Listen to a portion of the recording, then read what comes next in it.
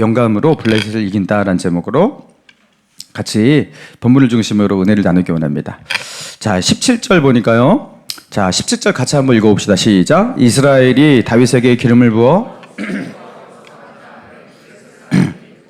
블레셋 사람들이 다윗을 찾으러 다 올라오매 다윗이 듣고 요새로 다.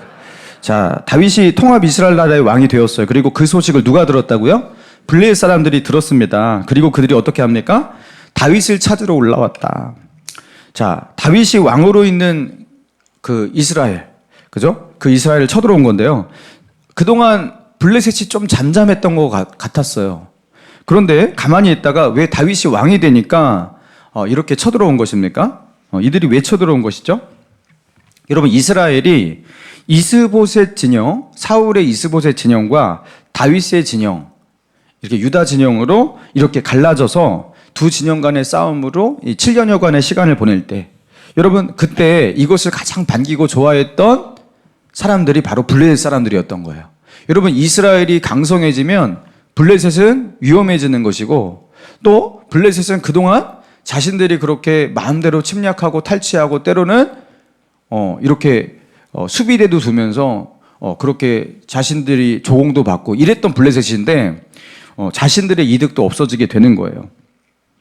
자, 그래서 이스라엘이 강해지면 안 되는 겁니다. 그래서 이스라엘 나라가 다윗 진영 그리고 이스보셋 진영 북남으로 갈라져서 싸울 때 야, 잘 싸워라, 열심히 싸워라, 더 싸워라, 싸우면서 너희들 서로 물고 뜯고 죽여라, 이렇게 원했던 거예요. 자, 그런데 이스라엘 나라가 다윗을 중심으로 하나가 되었습니다. 그리고 다윗을 이스라엘 나라의 왕으로 세우고 이렇게 한 나라가 되었습니다. 여러분, 이때 이게 가장 불편하고 마음에 들지 않는 이방인이 그 블레셋 사람들이었던 거예요. 자, 블레셋과 이스라엘은 앙숙 관계였고 역사적으로 블레셋은 늘 이스라엘의 우세였습니다. 자, 그리고 사울 시대에도요, 다윗 이전에 사울 시대에도 블레셋 사람들이 수비대를 그렇게 이스라엘 경내에 둘 정도로 블레셋은 이스라엘을 압도하고 있었습니다. 근데 그들이 강해지려고 한다라는 것, 그들이 블레셋과 어깨를 나란히 하려고 한다라는 것, 마음에 들지 않는 거죠. 그래서 이스라엘을 자기 발 아래 두고 그리고 굴복시켜 놓기 위해서 쳐들어온 거예요. 게다가 다윗이 왕이 되었다라는 이 사실이 굉장히 거슬리는 거예요. 왜입니까? 얼마 전까지 다윗은 어디에 있었어요? 블레셋 땅에, 그 블레셋은 여러 방백들이 이렇게 연합체거든요. 가드라는 블레셋의 도시에서 가드 왕 아기스의 수하에서 그 시글락 땅에 그렇게 머물러 살던 다윗이었습니다. 그러니까 블레셋 왕의 신하였단 말이에요. 근데 그가, 그죠? 블레셋의 보호를 받던 그가 갑자기 블레셋을 배신하고 이스라엘로 다시 가갖고 왕이 되었다? 있을 수가 없다라는 거예요. 너희는 우리의 발 아래에 있어야 된다라는 거예요. 다윗이 어떻게 왕이 될 수가 있냐라는 거예요. 자, 그러면서 그들이 쳐들어왔는데 18절 보니까 블레셋 사람들이 이미 이르러 르바임 골짜기에 가득한지라. 그러니까 르바임 골짜기에 가득할 정도로 큰 군대의 규모로 그렇게 쳐들어왔다라는 겁니다. 자, 다윗에게 위기죠. 그러니까 다윗이 어떻게 합니까? 자, 19절 보니까, 자, 19절 시작. 다윗이 여호와께 여쭈어 이르되 내가 블레셋 사람에게로 올라가리이까.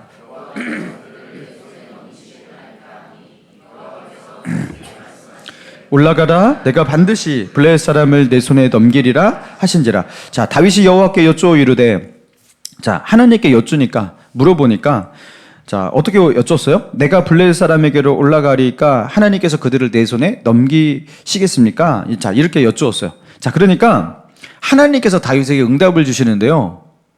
어떻게 응답하셔요? 올라가라, 내가 반드시 블레셋 사람을 내 손에 넘기리라. 이렇게 응답을 주셨대요. 도대체 이거는 어떻게 응답을 받는 거예요? 여러분, 이렇게 응답을 받을 수 있으면 세상에 못할 게 없을 것 같아요. 하나님, 이번 시험에 붙겠습니까? 붙으리라. 그죠? 붙으리라. 너는 반드시 합격하리라. 그러면은 뭐 공부해서 하면 되는 거고, 그죠? 뭐 여기 내가 이런 내가 사업을 하려는데 이 사업이 대박 나겠습니까? 대박 나리라.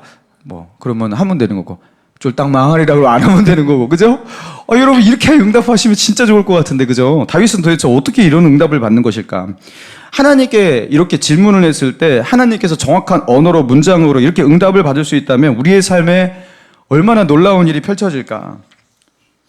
그러니까 어떻게 다윗이 그런 인도를 받고 있는 것인가는 잘 모르겠지만 아무튼 기가 막힌 일이 일어나고 있는 거죠. 자, 이미 블레셋 사람들이 이스라엘 경내로 쳐들어왔고요. 그리고 그들은 이 전쟁을 이길 수 있다는 확신을 가지고서 막강한 군사력과 숫자를 가지고 쳐들어온 겁니다. 자, 그리고 그들 블레셋의 위세 앞에서 이스라엘은 당할 수밖에 없는 거잖아요. 긴장할 수밖에 없는 거잖아요. 블레셋은 역사적으로 늘 우세였으니까. 자, 그런데 다윗은요, 전혀 그렇지 않았던 겁니다. 하나님께서 지금 다윗에게 어떻게 응답하셨다고요? 블레셋 사람에게로 올라가리까? 이렇게 물으니까, 올라가라! 내가 반드시 너로 하여금 이기게 할 것이다. 이 분명한 응답을 받으니까요, 다윗이 조금의 지체함 없이, 주저함 없이 블레셋을 향해서 그냥 돌진을 해버리는 겁니다.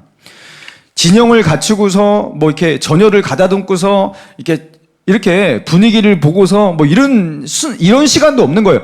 그냥 올라간 거예요. 여러분, 이렇게 과감하게 공격해 올 것이라고 블레셋이 과연 예상을 했을까?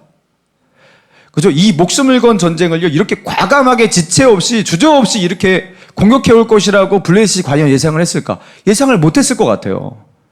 근데 다윗이 왜 이렇게 할 수 있었습니까? 하나님께서 그에게 주신 확신. 블레셋을 내 손에 붙일 것이다. 너는 승리할 것이다. 이 확신을 가지니까 두려움이 없는 거예요. 네. 뭐 따지고 자시고 할 거 없는 거예요. 그냥 올라간 겁니다. 자, 그래서 20절 다윗이 바알 브라심에 이르러 거기서 그들을 치고 다윗이 말하되 여호와께서 물을 흩음같이 내 앞에서 내 대적을 흩으셨다 하므로 그곳 이름을 바알 브라심이라 부르니라. 이 바알 브라심은 이게 뜻이 뭐냐면 바알을 물리친 곳이라는 뜻이라고 합니다. 자, 그리고 여기 보니까 여호와께서 물을 흩음같이 내 앞에서 내 대적을 흩으셨다. 다윗이 이렇게 고백을 했대요. 물을 흩음같이. 그러니까 여기서 물을 흩다라는 것은 블레셋이 바위와 같이 뭐 단단한 존재가 아니었다라는 거예요. 물을 헤치듯이. 그죠? 물을 이렇게 헤치는 게 그게 어려운 게 아니잖아요. 단단한 뭐 바위나 돌이 아니라면. 근데 하나님께서 마치 물을, 그죠? 그렇게 헤치고 흩어내듯이 그렇게 블레셋을 자신들 앞에서 그렇게 무기력하게 그렇게 만들어 주셨다라는 거예요.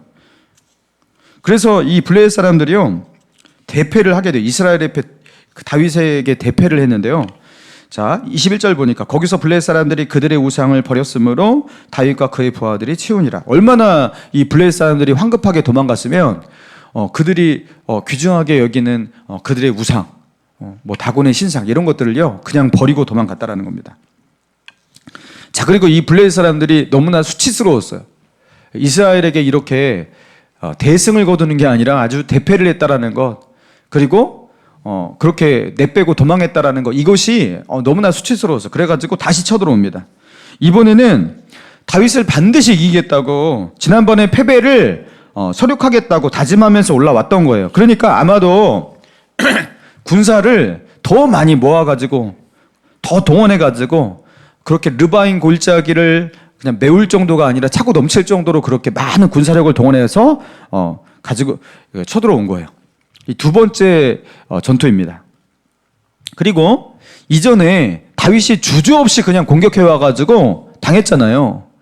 그렇게 아무런 주저 없이 그렇게 정면으로 돌진해 올 것이라고 예상을 못했는데 그렇게 하다가 당했잖아요. 그래가지고 당장이라도 다윗이 덤벼들 수 있다라는 것을 그렇게 준비하면서 전투 준비 태세를 완전히 갖추고 그렇게 르바임 골짜기에 그렇게 쳐들어왔을 거예요. 자, 그리고 이런 블레셋의 총공세를 앞에 두고 다윗은 하나님께 다시 묻습니다. 자, 그러니까 하나님께서 어떻게 응답을 하시냐? 자, 5장 23절 같이 한번 읽어봅시다. 시작. 다윗이 여호와께 여쭈니 이르되 올라가지 말고 그들 뒤로 돌아서 뽕나무 숲을 맞은편에서 그들을 기습하되. 자, 이전의 전투와 같이 정면으로 그냥 올라가지 말고 어떻게 하라고요? 그들 뒤로 돌아가서. 그러니까 그들의 허를 찌르는 공격을 하라는 겁니다. 그들이 예측치 못하는 방향에서 뒤에서 그들을 공격하라. 자, 그렇게 하나님께서 전술적으로 공격의 방향을 그렇게 알려주고 계세요. 인도하고 계세요. 자, 그것뿐만이 아니에요. 24절 시작. 뽕나무 꼭대기에서 걸음 걷는 소리가 들리거든 곧 공격하라. 그때 여호와가 너보다 앞서 나아가서 블레셋 군대를 치리라 하시. 자, 뽕나무 숲을 가운데 거기 이제 잠복해 있는 거죠. 기다리면서. 그러니까 블레셋을 그냥 주저함 없이 공격하는 이전의 패턴이 아니라 뒤로 돌아가가지고 그 숲을 속에서 이게 잠복을 해 있는 거예요. 자, 그러다가 언제 공격해야 되냐면, 자, 하나님께서 그 공격 타이밍을 알려주시는데요. 바로 공격하지 말고, 뽕나무 꼭대기에서 걸음 걷는 소리가 들릴 때 그때 공격하라. 그러니까 뽕나무 꼭대기에서 걸음 걷는 소리, 이렇게 번역을 했는데, 요거를 이제 군대의 행진 소리를 말하는 거거든요. 군사들이, 그죠? 그렇게 군홧발로 그렇게 행진하는 그 소리 있잖아요. 여러분, 뽕나무 꼭대기에서 그 하나님의 군대가 행진하는 그 소리가 하늘에서 들릴 때, 여러분, 그게 하늘에서 그게 들릴 리가 없는데 그게 막 들린다라는 거예요. 그때 너희는 공격하라. 자, 그러면서 하나님께서 말씀하십니다. 여호와가 너보다 앞서 나아가서 블레셋 군대를 치리라 하신지라. 하나님께서 먼저 너희와 앞서 나아가서 그들과 싸우실 거니까 너희는 그때 그 소리를 듣고 그 타이밍에 나아가 싸우면 된다. 하나님께서 너보다 앞서 가신다. 자, 이렇게 말씀하고 있는 거예요. 자, 결과가 어떻게 되었죠? 25절. 이 다윗이 여호와의 명령대로 행하여 블레셋 사람들을 쳐서 게바에서 게셀까지 이르니라. 게바에서 게셀. 이게 어디냐면요. 사무엘하가 아니라 사무엘상 4장에 보면요. 엘리 제사장 때에 그때 그들이 이제 블레셋과 싸우다가 대패를 하잖아요. 그때 홈리와 비느하스도 죽고 그리고 언약궤도 빼앗기죠. 그때 이스라엘의 영토의 상당 부분을 블레셋에게 빼앗겼습니다. 그때 빼앗긴 영토가 바로 이 게셀 게바 이 지역이에요. 그러니까 그때 영토를 잃은 그 시점이 언제냐면요. 사무엘상 4장의 시점이요. 이제 50년 정도가 지났거든요. 그러니까 50년 정도가 영토를 빼앗기고 그 이스라엘의 그 아주 중요한 영토를 블레셋에게 빼앗기고 지금까지 그렇게 지내왔던 거예요. 그죠? 그런데 그 사울 시대 내내 회복하지 못했던 그 영토를 다윗이 단번에 회복을 했다라는 겁니다. 이 전쟁을 통해서. 그죠? 블레셋이 지금 이스라엘을 자기 발 아래 두기 위해서 쳐들어왔는데 도리어 블레셋이 발 아래 밟히게 되고, 그죠? 그들이 가지고 있던 그 영토도 빼앗기게 되었던 겁니다.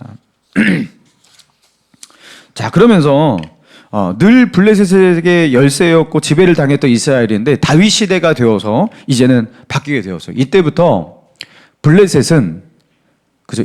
다윗을 이기지 못하고 그리고 이스라엘 앞에 그렇게 굴복하게 됩니다. 그리고 그 이후에도 좀 이런 비슷한 본문이 나오지만 블레셋은 이때부터 이스라엘 역사 가운데 잘 등장을 하지 않아요. 왜요? 이스라엘이 이제 이기게 되었으니까요. 사랑하는 성도 여러분, 오늘 이 본문을 통해서 하나님은 우리에게 무엇을 말씀하고 계십니까? 자, 오늘 이 본문에 다윗이 통합 이스라엘 나라의 왕이 된 이후에 블레셋과의 두 번의 전쟁을 다루고 있잖아요. 자, 그런데 그 블레셋과의 전투가 시작이 될 때 르바임 골짜기를 가득 메울 정도로 막강한 군사력을 가지고 쳐들어온 그 블레셋을 앞에 두고 다윗이 어떠한 행동을 하고 있고 어떻게 하나님의 인도를 받고 있는지를 비교적 구체적으로 그렇게 기술하면서 우리에게 보여주고 있다는 겁니다. 자, 19절에 보니까 다윗이 어떻게 행동해요? 다윗이 여호와께 뭐 했어요? 여쭈어 이르되, 자, 23절에서 다윗이 여호와께 여쭈니, 자, 다윗은 여호와께 물었다. 하나님, 내가 어떻게 해야 합니까? 지금 블레셋이 저에게 쳐들어왔는데 하나님, 나는 어떻게 해야 합니까? 하나님, 내가 어떻게 할지 하나님 인도해 주십시오 하면서 하나님께 여쭈면서 기도했다라는 거예요. 자, 어떻게 싸워야 할지, 어떻게 이 문제를 대처해야 할지 하나님께 묻고 있습니다. 자, 그러니까 하나님께서 어떻게 하셨어요? 분명한 언어로, 분명한 문장으로 조금도 헷갈리지 않을 정확한 어떤 언어로 하나님께서 응답을 하시는 거예요. 이걸 어떻게 응답을 받았을까? 제사장의 그 에봇에 판결 흉패가 있고 판결 흉패 안에 우림과 둠밈의 제비뽑기, 하나님께서, 그죠? 왼쪽, 오른쪽, A, B 이런 것들을 정확하게 택할 수 있는 그 판결 흉패라는 게 있거든요. 그래서 하나님의 뜻을 묻을 때 에봇을 가져오라. 에봇의 판결 흉패를 말하는 거예요. 그것을 통해서 하나님의 인도를 받기 위해서. 그렇게 했을까? 근데 여기는요, 정확한 음성이잖아요. 그죠? 음성. 아니면 선지자를 통해서 하나님께 물으니까 하나님께서 이렇게 선지자가 계시를 받듯이 그렇게, 그죠? 문장으로 계시를 받았던 것일까? 여러분, 우리도 이렇게 하나님의 응답을 받을 수 있다면 이렇게 정확하고 선명한 그 하나님의 어떤 인도하심이 문장으로, 언어로 막 귀로 들리는 어떤 문장으로 있다면 여러분 우리는 조금도 헷갈릴 필요 없을 텐데, 그죠? 여러분 그렇잖아요. 무엇이 하나님의 뜻인지 모르겠어요. 목사님 한번 기도해 주세요. 그럼 저도 솔직히 잘 모르죠. 잘 모르겠어요. 저도 솔직히. 보통 그래서 기도하겠습니다 이렇게 하지, 하나님의 뜻은 이것입니다, 하나님의 뜻은 저것입니다 이렇게 쉽게 말할 수가 없잖아요. 이게 선명하지가 않은 거예요. 그죠? 다윗은 이렇게 선명했는데 우리는 왜 선명하지가 않은 거예요? 다윗은 그래서 대단한 사람이구나. 다윗은 이렇게 축복받은 사람이구나. 그런데 우리는 그렇지 못하구나. 이렇게 하라고 이 본문을 주신 게 아니라는 겁니다. 이걸 감탄하고 부러워하라고 이 장면을 구체적으로 이렇게 기술한 게 아니라는 겁니다. 하나님께서 이것을 우리에게 보여주신 이유가 무엇이냐면, 하나님은 다윗을 인도하셨듯이 이런 블레셋 앞에서 다윗을 구원하시는데, 다윗이 하나님께 여쭈었을 때 하나님께서 다윗에게 응답하시고 다윗이 그 문제를 넘어설 수 있도록, 블레셋을 이길 수 있도록 인도하셨잖아요. 그에게 말씀하셨잖아요.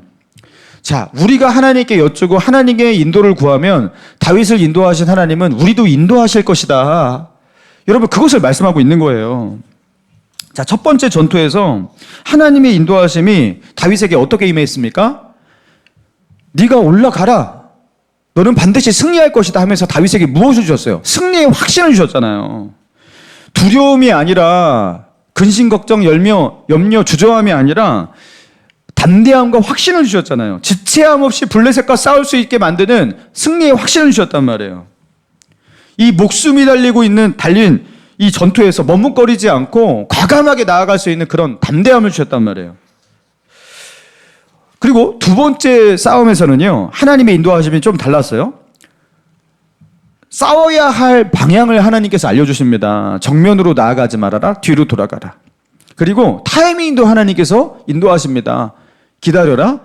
하늘에서 군대의 소리가, 그죠? 발걸음의 소리가 그렇게 들릴 때, 여호와의 군대의 행진 소리가 들릴 때, 그때 너희는 나가 싸워라. 자, 그러니까 하나님의 사인이 떨어질 때까지 너희는 기다리라. 그러면서 하나님께서 싸움의 어떤 전술, 방향과 타이밍까지 그렇게 지시하시는 거예요. 인도하시는 거예요. 여러분, 우리가 다윗처럼 이렇게 하나님의 선명한 음성을 듣고 문장으로 들려지는 계시, 여러분 이런 것들이 혹시 여러분에게 있으십니까? 선명하게? 여러분, 그럼 큰일 나요. 예. 그럼 큰일 납니다, 오히려. 여러분, 우리는 다윗처럼 이렇게 블레셋과 싸워서 승리할 수 있게 하나님 나에게 분명히 알려주세요. 근데 막 문장으로 이렇게 보통 안 주신단 말이에요. 그럼 이거는 다윗이나 되는 일인가? 자, 아니라는 겁니다. 자, 우리도 하나님께 묻고 하나님의 인도를 받을 수가 있어요. 자, 어떻게요? 자, 우리는 하나님께 기도하면 되는 거예요. 우리도 다윗이 기도했듯이 하나님의 인도를 구하면서 기도하면 돼요. 자, 그리고 하나님은 반드시 나를 인도하신다는 걸 믿고 기도하셔야 돼요. 자, 하나님은 여러분의 삶 가운데 다가오시고 여러분의 문제 가운데서 함께 하시기 원하고 여러분의 삶을 인도하시기 원하십니다. 그래서 여러분이 기도하는 걸 기다리고 계시는 거예요. 야, 이제서 기도하네. 이제서야 나를 찾네. 하나님은 기다리시는 거예요. 여러분, 하나님께 인도를 구하고 기도하시기 바랍니다. 기도를 하도 안 하니까 죽어도 기도를 안 하네. 쟤는 절대로 기도를 안 하네. 어떻게 해야지? 그래서 문제를 주시는 거, 어려움을 주시고 그래도 기도를 안 하네. 그대로 나를 안 찾네. 이거 어떻게 됩니까, 이거? 쟤는 도대체 언제 간절해지지? 여러분, 하나님의 인도를 구하고 하나님을 찾으셔야 되는 거예요. 기도를 하셔야 되는 거예요. 자, 하나님의 인도를 구하면 하나님께서 우리에게 응답하시는데, 다윗에게 응답하시듯이 내 안에 있는 두려움, 염려, 불안, 이것을 하나님께서 어떻게 바꿔주시냐면 담대함으로 바꿔주시는 거예요. 승리의 확신으로 바꿔주시는 거예요. 여러분, 기도할 때 하나님이 주시는 확신과 평안을 경험하신 분 많죠? 모든 지각에 뛰어난 하나님의 평강이 내 마음을, 내 생각을 꽉 붙들어가지고 이상하게 좀 전까지 염려됐는데 기도하고서 하나님이 주시는 평안 때문에 갑자기 담대해지고 마음이 이렇게 평안해지고 염려가 안 되고, 여러분 이런 경험 한 적이 있어요, 없어요? 이거 기도하시는 분들이 이런 경험들을 많이 하잖아요. 그죠? 여러분, 이게 다윗이 경험한 것과 크게 다르지 않다라는 겁니다. 분명히 나는 문제가 해결이 안 됐단 말이에요. 근데 이상하게 내 마음이 담대한 거예요. 내 마음이 평안한 거예요. 하나님은 이렇게 첫 번째 전투에서 다윗을 인도하셨듯이 우리에게 그런 은혜를 주시는 거예요. 우리가 기도할 때. 자, 그리고 또 우리가 기도하면 하나님께서 어떻게 응답하시냐? 우리가 생각하지 못한 어떤 아이디어, 그죠? 생각하지 못한 어떤 그런 지혜, 새로운 어떤 아이디어, 이런 것들을 하나님이 줄 때가 있어요. 여기서 말하는 이 아이디어라는 것은 내가 머리가 많이 좋아지면 머리가 팍팍 돌아가갖고 생기는 아이디어를 말하는 것이라기보다 영어로 왜 인스퍼레이션, 그죠? 영감을 인스파이어, 영감을 불어넣다 이죠. 하나님께서 우리에게 영감을 주시는 거예요. 하나님께서 우리에게 인스파이어 해주시는 거예요. 하나님이 주시는 영적인 통찰. 여러분, 이거는 수학적이거나 통계적이거나 과학적이거나 여러분 그런 계산으로서 떨어지는 결론을 말하는 게 아닙니다. 머리가 막 돌아가고 단순히 그런 걸 말하는 게 아닙니다. 이거 하나님께서 불어넣어 주시는 영감이라는 게 있는 거예요.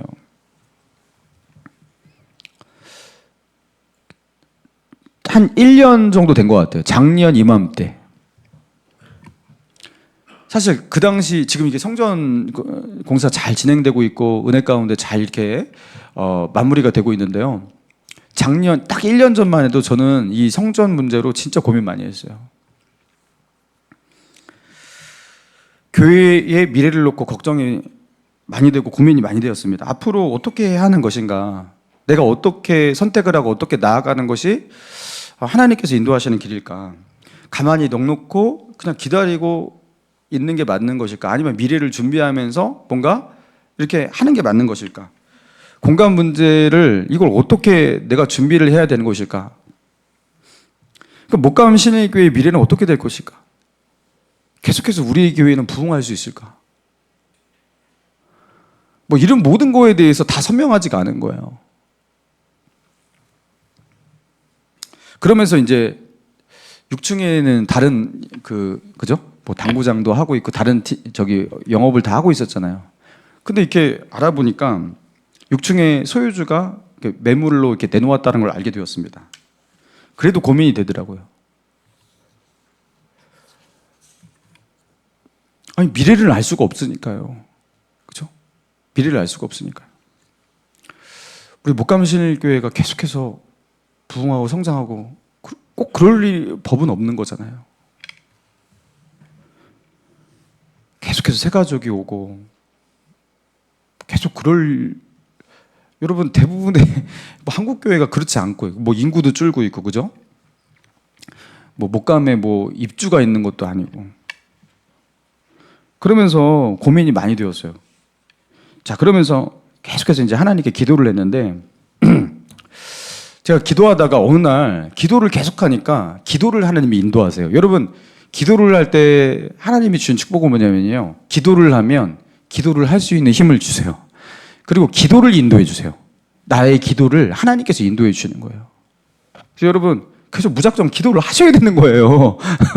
기도를 해야지 기도를 계속 할 수가 있고 그리고 기도의 응답과 기도의 열매도 뭐 얻을 수가 있게 되는 거예요. 안 되는 기도도 일단 하셔야 되는 거예요. 하나님께 앉아있고 하나님께 시간을 드리고. 자, 그래서 기도를 하다가 어느 순간 하나님께 제가요 이렇게 기도를 하더라고요. 주님께서 정말로 하나님께서 이렇게 성전 확장이라든가 이런 것들을 인도하신다면 하나님 2024년도 작년이죠. 올해 하나님 새 가족을 교회 창립일에 가장 많은 새 가족을 보내주시고 모든 교우들이 성전을 확장해야 되는구나 이렇게 알게 해주세요. 저만 아는 게 아니라. 그렇게 기도를 했는데 뭔가 마음이 이렇게 시원하더라고요. 여러분 작년에 저희가 한 140 몇 명인데 한 150명 정도가 새 가족이 등록했어요.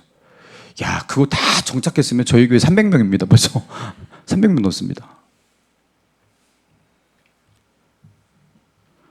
진짜 이게 새 가족이고 왜 이런 시대에 이렇게 많이 오지? 이 한가 교회를 물론 여러분들이 전도도 열심히 하시고 그랬겠지만 그런 은혜가 있었어요. 그리고 그래도 제가 중간에 선택을 잘 못하겠다. 마음을 확정을 못 짓겠더라고요. 기도를 하는데 하나님께서 저에게 중간에 이런 깨달음과 이런 음성을 저에게 주셨어요. 대성아, 책임져야지. 이게 어떻게 이런 문장이 있지? 책임져야지. 책임을 안 지려고 하는 것은 리더가 아니야. 십자가를 안 지려고 하는 사람은 목사가 아니야. 목자가 아니야.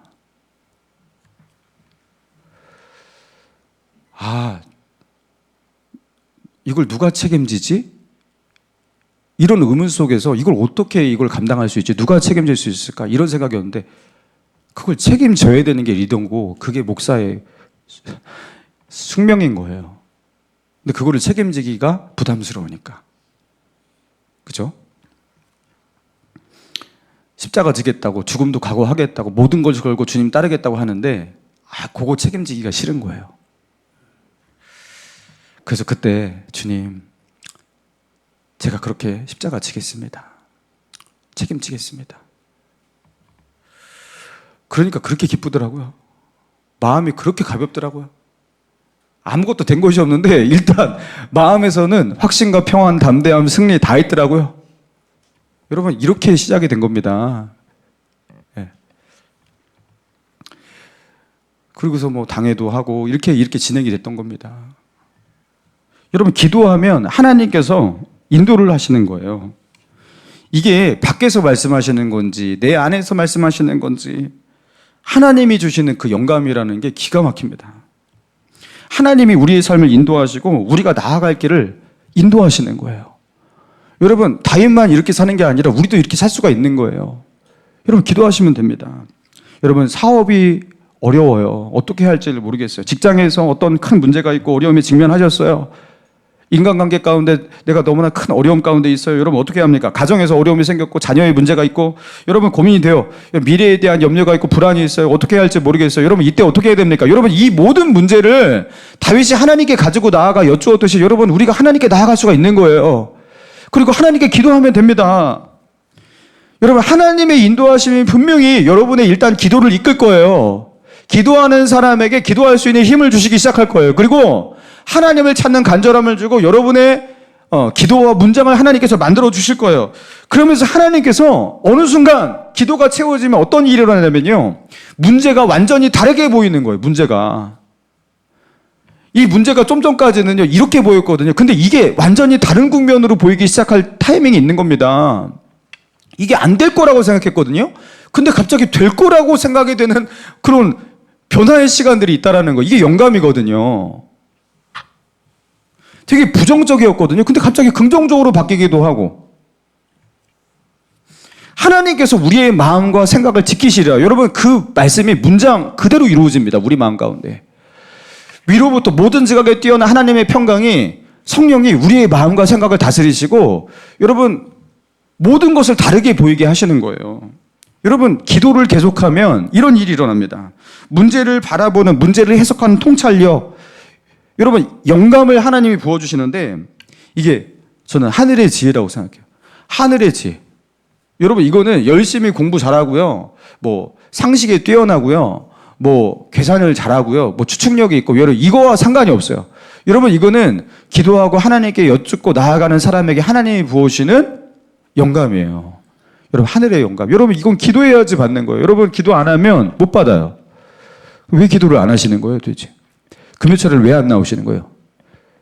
나오시기 바랍니다. 옆에 있는 분에게 금요철을 나오시기 바랍니다. 이렇게 해주세요. 네, 나오시기 바랍니다. 안 하시는 분 계시네요. 지금 5분. 금요철을 나오시기 바랍니다. 나는 안 나오고 당신은 나오시기 바랍니다.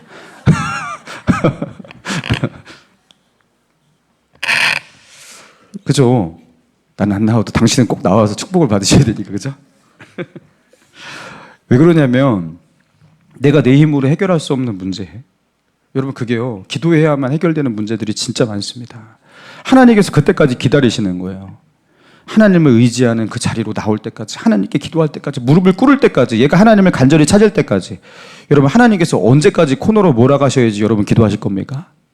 언제 다윗으로 이렇게 우리는 변화될 겁니까? 저는 매주 이걸 체험하거든요. 설교를 준비하기 위해서 주석책도 보고 여러 자료도 이렇게 참고를 합니다. 근데 뭐 이제 저도 이제 설교자로서 산 세월들이 꽤 있기 때문에 그거 적당히 합니다. 적당히 하고 기도하는 데 시간을 투자해요. 토요일 날에는 기도를 진짜 많이 해요. 그래도 부족하지만 제 나름대로 진짜 애쓰면서 하나님께 기도합니다. 저 목양실에서 책만 보고 있는 게 아니에요, 저는. 그리고 성경책을 펴놓고 하나님께 여쭤요. 하나님, 이게 도대체 뭘 말씀하시려고 하는 거예요? 이걸 가지고 여기서 이게 뭘 말씀하시려고 하는 거예요? 그러면은 하나님께서 바로 이거다 이렇게 하면 얼마나 좋아요. 이거다 그러면은 얼마나 좋아요. 근데 기도를 계속해야 돼요. 어떨 때는 좀 빠를 때도 있지만 어떨 때는 정말 오랫동안 기도를 그렇게 퍼부어야 돼요. 근데 신기한 게 무엇이냐면 단 한 번도 영감을 안 주신 적이 없어요. 제가 그렇게 기도할 때 단 한 번도. 저는 하나님이 그 영감을 안 주시면 절대로 타이핑을 치지 않습니다. 한자도. 인간의 설교가 되지 않기 위해서. 하나님이 영감을 주실 때까지 계속해서 기도합니다. 그게 힘들어요. 솔직히 설교 문장으로 뽑아내는 게 뭐가 힘들겠습니까? 지금까지 해온 세월이 있는데. 근데 그게 힘들어요. 근데 하나님은 기도하고 기다리고 부르짖고 하나님을 찾으면 주십니다.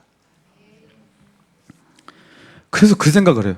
야, 우리 성도들이 내가 이렇게 목회하듯이 내가 이렇게 설교를 준비하듯이 자기의 삶의 문제를 대하면서 하나님 여기에 영감을 주세요. 내가 이걸 어떻게 해야 합니까? 이러면서 하나님께 기도를 한다면 야, 이거 기가 막힌 하나님의 지금 인도가 있겠다. 뭐 이런 식으로 하면 이거 진짜 이게 아브라함처럼 다윗처럼 다니엘처럼 그렇게 살아가는 게 진짜 이게 성경의 이야기로 끝나는 게 아니라 그게 내 이야기가 되겠구나 그런 상상을 해요. 그래서 저도 한번 평신도를 한번 해보고 싶은 마음이 있어요. 나도 그렇게 해갖고 그렇게 살아보면 얼마나 그게 재밌을까 즐거울까. 그죠? 꼭 이렇게 교회에서만 사역만이 이게 거룩한 게 아니잖아요. 하나님의 인도 속에 살아가는 그 삶이 얼마나 짜릿할까. 그 힘들기도 하겠지만 치열한 이 싸움과 전투도 있고 그죠? 지침도 있고 그렇겠지만 이 속에서 또 하나님을 만나는 것들이 기가 막힐 거 아니겠어요? 여러분 기도하면 하나님께서 이렇게 영감을 주신다고요. 그리고 신기한 게 무엇이냐면 기도하면 하나님께서 어떤 단어, 어떤 문장 이런 것들을 생각나게 하시기도 하시고 어떤 것을 바라보는 어떤 시각을 달리하게 하시고 그리고 심지어 나의 감정이 완전히 달라지기도 합니다. 죽을 듯이 미워하고 싫고 이랬던 것들이 갑자기 좋아 보여요. 여러분 성도를 사랑할 수 있는 힘이 여기 생기는 거예요. 인간적으로는 뭐 그렇지 않을 때가 있거든요. 근데 갑자기 그게 바뀌어요. 하나님이 주신 영감이에요. 여러분 기도를 하면 하나님께서 그렇게 그런 은혜를 주시는 거예요. 가끔 가다가 저희 어머니가 뜬금없이 이렇게 전화를 해가지고 특히 이제 제가 뭐 20대 때 막 이럴 때 저에게 물어볼 때가 있었어요. 대성아, 너 요새 힘드니? 와, 그러면은 저희 어머니가 전화를 해가지고 대성아, 너 무슨 일 있니? 너 힘드니? 그러면은 야, 우리 엄마는 무슨 점쟁이도 아니고 이걸 어떻게 하는 거야 도대체 이거를.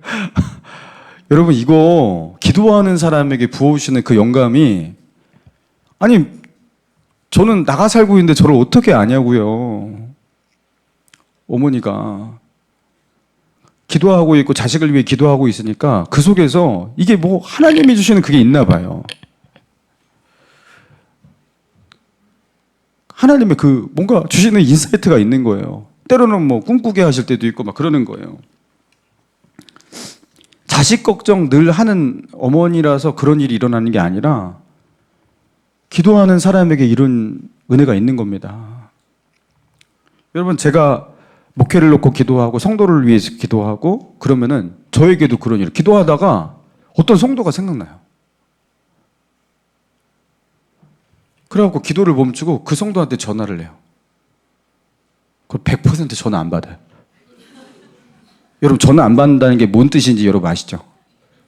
네. 리턴도 안 해요. 리턴도. 왜겠습니까? 굉장히 힘든 거예요. 상태가 안 좋은 거예요. 보통 그럴 때 목사를 피합니다. 성도들은. 그렇죠? 상태가 좋으면 그냥 저를 막 찾아와요. 막 마주치고 전화도 받고. 상태가 안 좋으면 아무튼 다 피해요. 그래서 저의 신방 전화는 거의 80%가 안 받았습니다. 전화를. 왜냐하면 제가 그런 사람한테만 전화를 하거든요. 기도하다가 이 사람 위험하다, 불안하다. 여러분 부재중 찍힌 전화를 여러분 놓고서 여러분 아실 거예요. 목사님이 왜 이럴 때만 전화할까? 제발 좀 받으시기 바랍니다. 그런 분들 거의 대부분 받으시는데 대부분 이제 초신자분들, 그죠? 좀 어려우신 분들, 아직 신앙이 서지 않은 분들, 이런 분들이 경우가 많아요. 제가 뭘 말하려고 하는 거냐면, 여러분 사역은 하나님이 신 영감 속에 하는 거예요. 목자 하시는 분들, 교사로 수고하시는 분들, 어떤 영혼들을 구원하고 전도하기 원하시는 분들, 영적인 영향력의 자리 가운데 있기 원하시는 분들, 자식을 믿음으로 인도하기 원하시는 분들, 남편을 하나님께로 인도하기 원하는 분들, 여러분 이거 하나님이 부어오시는 영감 속에서 할 수 있는 일이에요. 그러니까 인간적으로 내가 하고 뭐 사람의 힘으로 하고, 여러분 이렇게 해서 될 일이 아니라는 겁니다. 여러분 어떻게 하셔야 됩니까? 다윗이 하나님께 나아갔던 것처럼 하나님께 무릎 꿇고 나아가시기 바랍니다. 그리고 하나님께 여쭈세요. 하나님, 내가 어떻게 해야 합니까? 하면서 하나님께 기도하세요. 마음이 답답하실 거예요. 그게 뭐냐면, 마음이 답답하다는 건 뭐냐면, 기도를 더 해라는 소리예요. 하나님은 왜 아무 소리도 없고, 하나님의 인도하심이 느껴지지 않아요. 그게 무슨 사인이냐면, 기도를 더 해라. 더 내 앞에 나아가라. 나를 찾으라. 이 소리예요. 그죠? 기도가 더 필요하다. 이 소리예요. 그거를 하나님은 응답하지 않으신다. 그냥 가야겠다. 이러지 마시고 하나님께서 기도를 더 해라는 소리로 알고 더 하시면 돼요. 그러면 어느 순간, 그죠? 모든 지각에 뛰어난 하나님의 평강이, 그리고 나의 마음과 생각을 인도하시고 지키시는 하나님의 영감이, 그죠? 나를 둘러쌀 때가 있는 겁니다. 그 다윗을 인도하셨듯이, 그죠? 블레셋에게로 나아가라. 내가 너와 함께 하리라. 담대함을 주실 때도 있고, 그렇죠? 멈춰라, 기다려라. 하나님께서 함께 하신다 하면서 하나님께서 우리에게, 그죠? 전술과 전략, 우리에게 새로운 통찰력, 아이디어, 이런 것들을 주실 때도 있고, 그리고 내가 그것들을 어떻게 대해야 할지, 어떻게 말해야 할지, 나의 언어, 생각, 문장, 이런 것들을 지도하실 때도 있고, 여러분 하나님께서 그렇게 우리를 인도하신다라는 겁니다. 여러분 블레셋은 사람의 힘으로 이길 수가 없는 거예요. 그래서 사울은 블레셋을 못 이겼던 거예요. 근데 다윗을 이기는 겁니다. 무엇 때문에? 그가 가지고 있는 영감 때문에. 그래서 그는 전투력이 별로 없었던 그 소년 시절에도 골리앗과 싸워서 이겼던 거예요. 그게 물매로 이긴 게 아니란 말이에요. 그게 하나님께서 다윗에게 부으신 그 기름 부으심으로 이긴 거라고요. 여러분 영적으로 대해야 할 문제를 자꾸 육적으로 대하니까 여러분 이게 되겠냐고요. 여러분 하나님께 나아가시기 바랍니다. 기도하시기 바랍니다. 여러분이 아무런 노력도 하지 말고 아무것도 배우지 말고 그러라는 게 아니에요. 그걸 하되 여러분 이 문제의 결정적인 부분이 하나님께 있다는 것을 믿고 하라는 거예요. 그렇게 기도하라는 거예요. 여러분 교회는 만민이 기도하는 집이거든요. 여러분 그래서 할 수 있는 분, 가능하신 분은, 교회 가까우신 분, 교회에 나와서 기도하시기 바랍니다. 하나님과의 관계에 기도하면서 깨어 있는 거예요. 너무 기도가 습관이 되지 않아서 너무나 기도가 필요할 때에도 기도를 못 하시는 분들이 많으세요. 그러니까 이 사람은 너무 기도가 필요한 순간인데요. 그동안 기도의 습관들, 경건의 습관들이 아예 안 돼 있으니까 정작 기도가 필요할 때 기도의 자리로 나아가지 못해요. 무릎을 꿇어야 할 때 어떻게 무릎을 꿇고 얼마나 무릎을 꿇고 어떻게 기도해야 할지를 모르는 거예요. 여러분 그래서 그죠? 하나님의 인도하심과 하나님이 주시는 그 영감들을 얻어야 할 때, 그래서 기적이 쓰여져야 할 때 그거 전혀 그런 것들을 체험하지 못하게 되는 거예요. 여러분 그래서 아무 일이 없을 때도 하나님께 나아가시고 경건의 연습을 하시기 바랍니다. 여러분 기도의 자리에 나가셔야 되는 거 아무 일이 없을 때에도.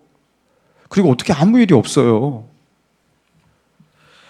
금요신명교회에 나오시고 그 새벽 예배 나오셔서 기도하시고, 그죠? 낮에 오셔서 본당 문 열어놓여 있으니까 나와서 기도하시고, 성전 새로 건축되니까요 위에 아마 기도하기 좋을 거예요. 그죠? 와서 기도하시고, 그리고 기도 시간을 늘리시기 바랍니다. 그죠? 정말로 충분히 기도하시는 분들은 거의 없다고 봐도 돼요. 기도 시간을 많이 늘리셔야 돼요. 하나님과 함께하는 시간을 늘리시기 바랍니다. TV 보고 스마트폰은 그렇게 시간을 쏟아부으면서 하나님께 드리는 시간이 너무 적잖아요. 자, 그리고 성경을 빼놓지 말고 읽으시기 바랍니다. 성경을 매일매일 빼놓지 말고 매일매일, 그죠? 요만큼 읽고 그러지 마시고 성경 1년에 1독은 최소한인 거예요. 성경 1년 1독을 최소한인 거예요, 여러분. 그래봤자 하루에 3장인데 여러분 그거 가지고서 은혜 속에 살 수 있어요? 사실은? 그 최소한인 거예요, 여러분. 근데 그거를 못 해가지고 경건의 습관 훈련을 어렸을 때부터 너무 안 해가지고 그냥 쭉 안 해가지고 그냥 너무 안 되고 있는 거예요, 이게. 여러분, 이거 안 되면 죽어도 안 됩니다. 아무것도 안 됩니다. 자, 기도하는 훈련. 그리고 성경, 하나님의 말씀을 대하는 훈련. 그래서 성경을 계속해서 접하고 성경을 읽고 그리고 기도하고 이렇게 하면요, 나중에 성경이 너무나 재밌어져요. 즐거워지고. 성경을 통해서 인도를 받고 기도를 통해서 인도를 받으니까 이 경건이 나에게 즐거움이 되는 겁니다. 이게 이제 경건의 습관이 이제 어느 정도 단계에 오른 사람에게 일어나는 현상이에요. 그래서 여러분, 하나님께 시간을 들여서 나아가시기 바랍니다. 다윗은 단번에 이런 사람이 된 게 아니에요. 단번에 이런 다윗이 된 게 아닙니다. 여러분, 하늘의 영감을 가진 사람, 내 머릿속에서 나오는 지혜로 이런 것 할 수 있는 게 아닙니다. 하늘의 지혜로, 하늘의 영감으로 블레셋을 이기고 문제를 풀어나갈 수 있는 저와 여러분 되시기를, 그래서 블레셋과의 싸움에서 승리하는 저와 여러분 되시기를 주님의 이름으로 축원합니다.